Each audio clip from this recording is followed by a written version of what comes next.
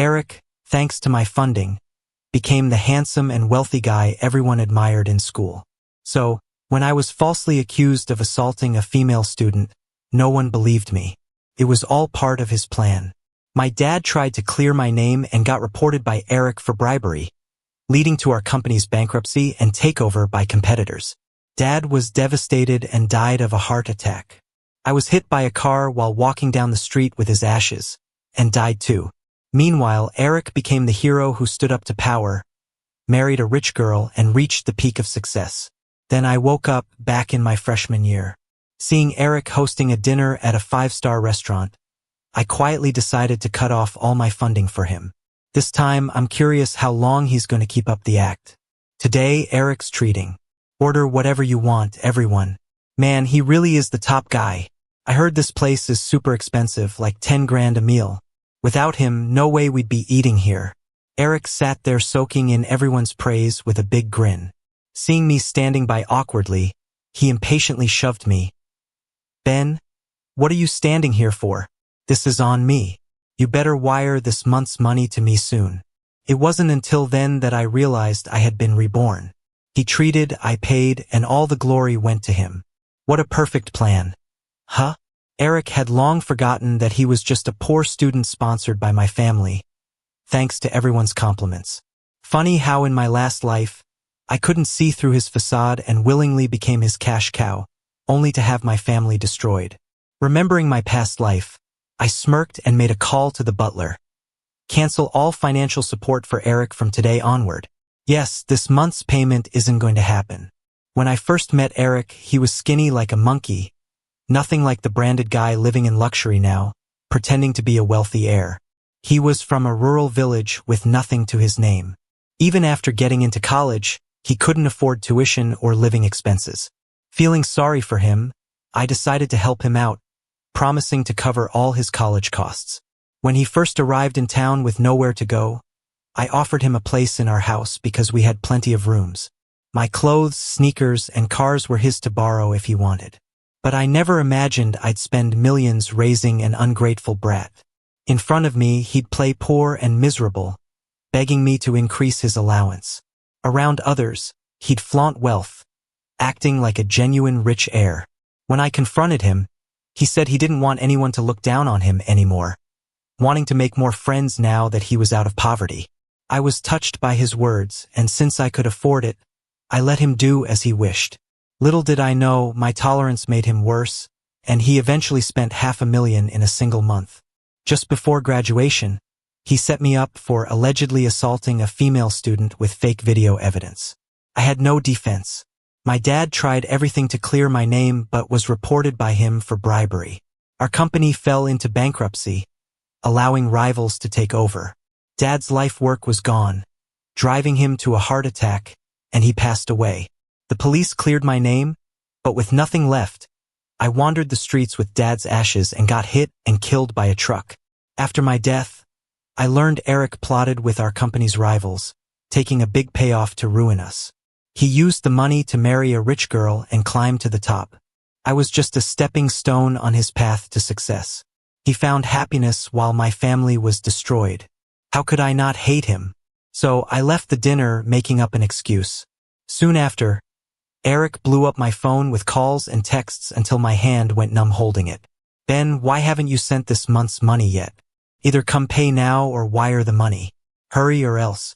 If you let me down in front of our classmates, I'll make you pay. I was curious about what he could do to me, so I blocked him. Eric, not giving up, harassed the butler, demanding money, but the butler ignored him as I instructed. With no options, he resorted to maxing out his credit to cover the $23,000 bill. Yeah, that's how much he spent this time. Now, thinking back, I can't believe I bought his stories and let him take advantage of me like a sucker. After the party, Eric stormed over to me, fuming. Ben, what's your deal? Why'd you cut my funding? That's my money. You've got no right not to pay. Staring at his once so familiar face felt strangely foreign to me now. Where did he get the nerve to threaten me? I stared at him coldly. From now on, you're on your own. I won't give you another dime. Get out of my house now. Eric's tone softened when he noticed my serious look. Ben, don't mess around. Get the butler to settle this bill and wire me $20,000 more. Tina wants a bag, and I need to buy it for her. I chuckled. And why would I care? Realizing I wasn't budging, Eric's expression soured. You're my bro. You should help me. We don't even share a last name. Where's this brother talk coming from? Used to spending my money and enjoying the good life, Eric couldn't take the sudden humiliation and grew furious. Ben, remember you voluntarily sponsored me and promised to support me through college. You can't just go back on your word. That money's rightfully mine. If you don't give it, I'll take you to court. I laughed. First, it was just a verbal promise. Second, I've spent enough on you to fund 1,000 students like you these past years. If you just get the hell out of here today, I'll consider that money as lost to the dogs. Otherwise, you'll have to pay back everything you took from me. I'm not leaving. Eric flopped onto the ground, resorting to his usual tricks. I'm not leaving this house today unless you give me the money. Did he really think he had me cornered? What a joke. In the end, the 2 bodyguards I hired tossed him out the door. He was so mad and yelled curses outside. It wasn't until I let the dogs out that he scrambled away. Knowing Eric's nature, I knew he wouldn't let this go. So, I spent 2 days going through the money I spent on him over the last 2 years. I was shocked to find it was $400,000 to $500,000, not including all the stuff he took or borrowed while eating and drinking at my place. The next day at school, everyone shot me weird looks. When I got to class, there was a crowd around Eric, glaring at me. Ben, pay back what you owe Eric. He's too nice to pressure you, but we aren't. I looked at them like they were idiots. Eric's sidekick Mike banged the table. Are you going to pay the money back or not? I ignored him, glancing at Eric with a smirk. Did you tell them I owe you money? Eric looked a little guilty. Ben, we've known each other a long time. Just give me the money and I'll let everything else go. Mike jumped up. No way. You gotta pay every dime with interest. Eric looked at me, expecting me to give in. But no way was I gonna let him get what he wants. I don't know what Eric told you guys, but I don't owe him any money. In fact, he owes me. The room went quiet for a second, then burst into laughter. Mike clutched his stomach. Ben, you think we don't know? You're just the son of Eric's family driver. It's hilarious to think the boss would borrow from the help. I couldn't believe what Eric had been telling people about me. Since when was I the son of their driver?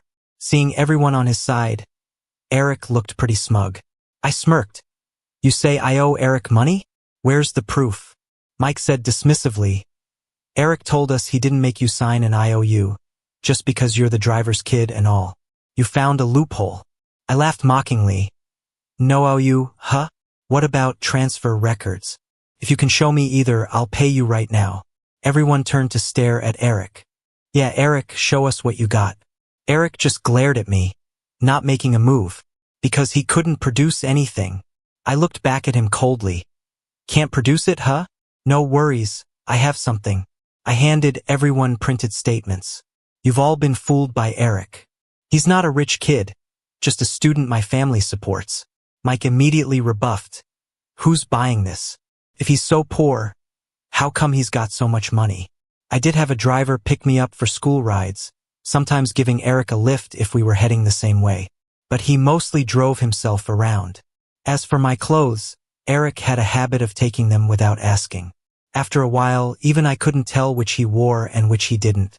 Seeing us in similar outfits and hearing Eric's stories, people thought I wore his hand-me-downs. Realizing I was serious about exposing him, Eric tried to defuse the situation, signaling to me, Ben, quit it. We'll talk about the money later. Let's break up the crowd. Too late to be scared now. I was determined to expose his true colors right there. To make it clear for everyone, I pulled out an iPad and played a video. It was Eric at my place, causing a scene, admitting I was supporting him and asking for money. Instantly, everyone's view of him changed. Eric's face turned pale, trying to explain. It's not what it looks like. I'll clear this up later. He glared at me viciously. Ben, haven't you embarrassed yourself enough? Get lost. I chuckled. Think that's embarrassing? Eric, you've been mooching off me, living in my house, driving my car, and backstabbing me. I let it slide since I promised to put you through college. But you stole my watch and jewelry to impress Tina, didn't you? I added it up, $240,000. And you better pay every penny back, or we're going to court. Tina, the school's beauty queen, had a family business. To win her over, he threw money at gifts and stole my stuff when he ran out. I knew but didn't bother him before. Well, now I do, and I want every cent back. Eric was dumbfounded. You're bluffing. No way it's that much. My watches are designer and easily hit tens of thousands each. That's even after depreciation. Suddenly, a female voice piped up behind me. Eric, is it true? Did you lie to me this whole time? Turning around, there was Tina, Eric's girlfriend. Eric panicked. Tina, no, listen to me. Tina ran off crying, ignoring him. Eric tried to chase her, but I blocked him. I grinned, all smug, extending my hand. Wanna leave? Fine, just return my car first. Eric shot me a death glare before angrily tossing the keys at me. As Eric fled, his sidekicks scattered, their faces sour, with Mike spitting out curses. And this wasn't over yet. I posted that video of Eric on the school's forum. Suddenly, he turned from the school's heartthrob to a laughingstock. Meanwhile, after Eric returned my car keys that day, I found my car had a long scratch and the windows were scuffed when I went to get it. I heard he and Mike went to the racetrack recently, so it probably happened then. The damage report came out quickly. I put the blame on Eric. After that day, Eric didn't show up at school for a while and I couldn't find him. Worried he'd bolt, I took him to court. Besides the $2.4 million he stole from selling my stuff, he also owed me $300,000 to fix the car. But that $300,000 was split among everyone who went to the racetrack with Eric that day. Mike was there too. Later, he found me hoping I'd waive the fee. Naturally, I refused. He stormed off, huffing, and I heard he gathered some people to confront Eric.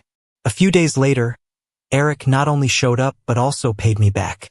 His gang followed him just like before. Tina was in his arms, he whispered something, and she blushed and kissed him. She was holding a new designer handbag, the one she had her eye on before. I raised an eyebrow and quickly figured out what was going on. Seems like Eric made contact with our family's rival company earlier this time. Eric and his group stopped me. With Tina by his side, Eric looked smug. Ben, you didn't expect this, huh?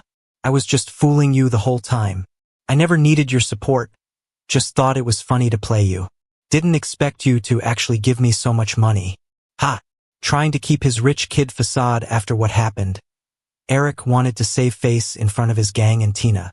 As expected, his followers burst out laughing along with him. Mike looked me up and down and shamelessly said, Ben, since you've got money to throw around, why not share some with us too? Eric was cool enough to pay us back the entire $300,000 for the car repairs. I gave him a mocking smile. Do you know how many years you get for extortion? Mike's face turned pale. I couldn't be bothered with him. I stared at Eric without expression. And I recorded everything you just said. As you mentioned, you've committed fraud. If you kneel and apologize right now, I might forgive you. Otherwise, I took out my phone and waved it in front of him, threatening. Eric's face instantly turned grim. It was clear to both of us. The money was a voluntary donation. As long as he admitted his true identity, I couldn't really threaten him. Plus, I never actually recorded anything, just bluffing. I pondered as I looked at him. Are you going to kneel or not? Eric gritted his teeth and stayed silent. It felt like ages before. Just as I was impatiently thinking about leaving, Eric suddenly dropped to his knees in front of me. I'm sorry, I was wrong. I never thought he'd rather kneel publicly than reveal his true identity. Just shows how stubborn he is. Seeing her boyfriend kneeling, Tina stomped her foot, furious. Eric, what are you doing? Get up. I glanced at Tina. Oh, by the way, you should probably have that bag checked at the store. With those words, Tina's face changed dramatically. She threw the bag at Eric. You liar. I'm breaking up with you. Eric jumped up. Tina. But Tina was already walking away without turning back. Finding it all pointless, I got into a Rolls-Royce parked by the street. I even waved at them through the window just to rub it in. Eric stared after me with a flash of resentment in his eyes. Tina broke up with Eric. No matter how much Eric begged, she wouldn't change her mind. Eric's hatred for me reached a peak. One day at the library, I ran into someone from my past. This woman walked right into me without looking. Her acting was so lousy. I can't believe I was blind enough not to see through it in my past life. She smiled, all fake. "Fancy meeting you here, Ben." I watched her calmly. I'll never forget that face. She and Eric once set me up, claiming I attempted to assault her, with hotel footage backing her up. I had no way to refute it. Linda flipped her hair and batted her eyes playfully. "Ben, it's been a while. Let's grab some coffee."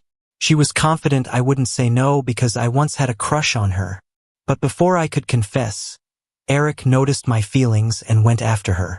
Linda soon fell for his charm while he kept stringing her and Tina along. After snapping back to reality, I smiled at her. "Sure." Seeing this, Linda's eyes gleamed with satisfaction. Since then, Linda started contacting me more.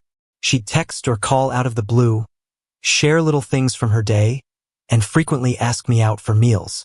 She'd even wait for me after class sometimes. If I didn't know what she and Eric were plotting, I might have thought she was genuinely interested. Seeing all this, classmates would tease about whether we were dating. She'd shyly say, "Stop it.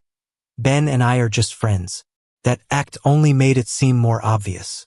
Once, while Eric passed by us, he surprisingly didn't bother me and simply walked with his group in silence. But Mike gave me a mocking grin over his shoulder. Before long, Eric just couldn't contain himself. That day, as soon as I got out of class, Linda ran up to me all excited. "Ben, it's my birthday today. We're celebrating at the hotel tonight with some friends. You have to come." Of course, I'll definitely be there. I could hardly wait. Linda's party was at a 5-star hotel. With her family's situation, there's no way they could afford it. This whole setup was Eric's doing to trap me. As soon as I walked in, I saw Eric in the corner. When our eyes met, he flashed me this shady smile. I acted like I didn't see it and looked around the room. Linda was in a white gown, surrounded by a bunch of girls. She kept sneaking glances at Eric, thinking she was being all sneaky about it. After a few drinks, Linda swayed over to me and pushed a spiked drink into my hand. Last time around, I drank it without a clue and soon felt all hot and bothered. She took advantage and led me to an upstairs room. Under the influence, I unwittingly made moves on her. She pretended to resist, and they caught it all on the hotel's security cameras. Then Eric showed up with the cops. I was dragged to the station, and my reputation was shattered. This time, after taking the drink, I glanced behind Linda. My bodyguard, dressed as a waiter, got my signal. He casually bumped into me, swapping the drink when no one noticed. Linda tensed up as the bodyguard approached, but when she saw I still had my drink, she relaxed a bit. She kept pushing me to drink, and I played along, tossing back half the glass. Her eyes lit up instantly. A few minutes later, I pretended to feel the effects, loosening my collar. She immediately came closer. Ben, are you okay? Feeling drunk? Maybe you should rest upstairs." Feigning weakness, I leaned into her and nodded. She glanced at Eric and led me to the elevator. Once in the room, she tossed me onto the bed, waiting for me to make a move. 5 minutes passed, then 10. I didn't budge. Frustrated, she stripped off her clothes and messed up mine, lying down next to me. With everything set, she picked up her phone. "Okay, come in." Soon, the sound of heavy footsteps erupted outside the door. With a bang, a bunch of cops busted in. Linda instantly pretended to be scared, clutching her clothes and sobbing. I acted startled, as if just woken up by the commotion. Eric pointed at me, furious. "Ben, look at what you've done." Then he looked at Linda, all caring. "Don't worry, the police are here. Whatever he did, just say it and we'll help you." Linda choked up. "I just wanted to help him to the room, 'cause he was drunk, and he tried to assault me. He's a monster. Arrest him." Linda's performance was spot on. The cops were about to grab me. I cut her off. Hold on. You say I tried to assault you? Got any proof? Linda widened her eyes, pointing at my disheveled self. Isn't it obvious? I scoffed. Your word alone isn't enough. I could say you tried to seduce me and crawled into my bed. Eric, seeing me argue, pulled out his phone. See, Linda just sent me a distress message, so I called the cops. Who knows what would have happened otherwise? I glanced at it and slowly smirked. Perfect. Officers, I'd like to report Linda and Eric for drugging me and framing me. Both of them were stunned by the turn of events, looking at me like it was all unreal.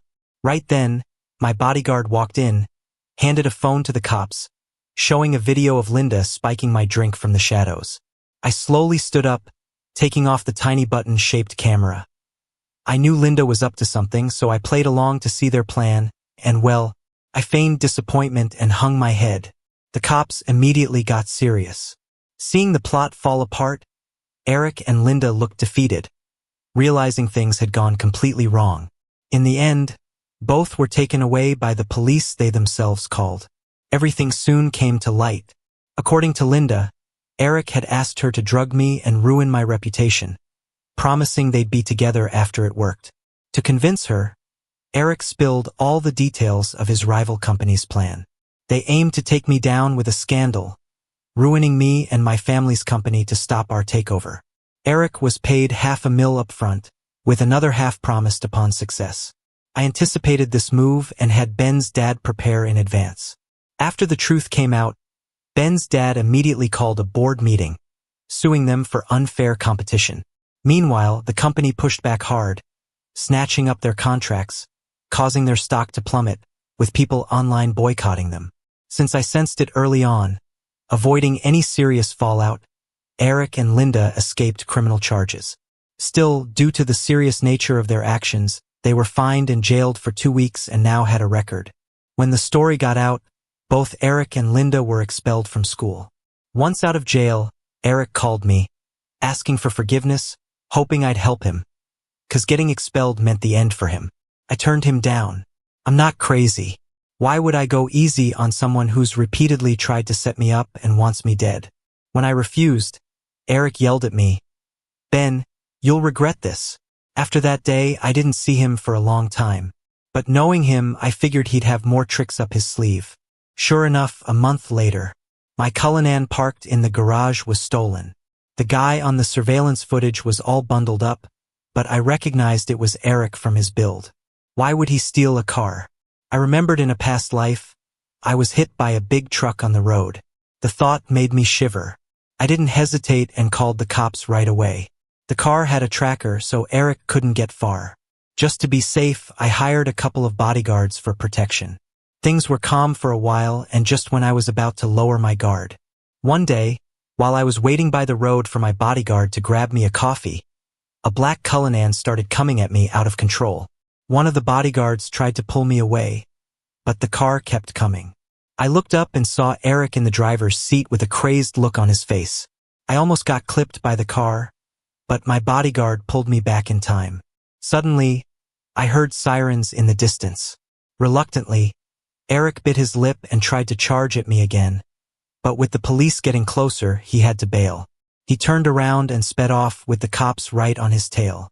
I didn't relax until a few hours later when the police called to tell me Eric was caught. They'd set up roadblocks all over the city, and a helicopter was reporting his position the whole time. While trying to escape, he crashed hard into a bridge support.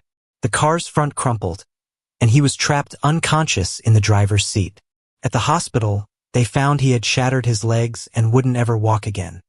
His spleen was ruptured. Even if he survived, he wouldn't live long. When Eric came to, he was still yelling about wanting to kill me.